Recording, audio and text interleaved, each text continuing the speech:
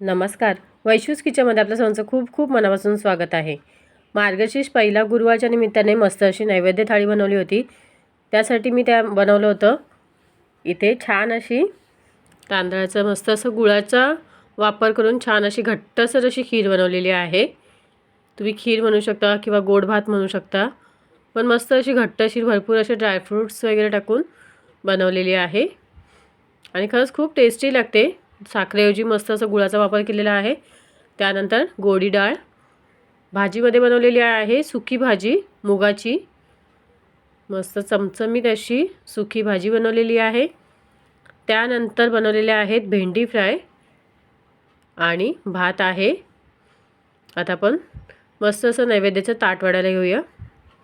पहिले आपण नैवेद्याच्या पानावर ठेवणार आहोत भात, मस्त असं स्टीम राईस थोडंसं व्यवस्थित आपण फोडून वगैरे ठेवूया. त्यानंतर त्याच्यावर ठेवायची आहे डाळ. भातावरच डाळ टाकणार आहोत आपण. तुम्हाला पाहिजे तर वाटीमध्येही वेगळं ठेवू शकता, पण मी इथे मस्त अशी भातावरच टाकलेली आहे. आणि ही गोडी डाळ आहे आणि तीही मुगाची आहे.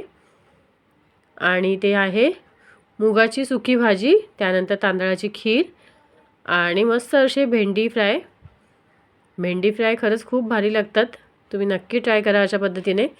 त्याचाही व्हिडिओ लवकरच येईल. आणि ते मस्त असे आपलं नैवेद्याचं ताट पूर्ण झालेलं आहे. आणि हा आहे याचा फायनल लुक. बघा किती सुंदर आलेला आहे. कसा वाटला मग आजचा हा मार्गशीर्षचा पहिला गुरुवार निमित्त नैवेद्य थाळीचा व्हिडिओ. आय होप तुम्हाला आवडला असेल.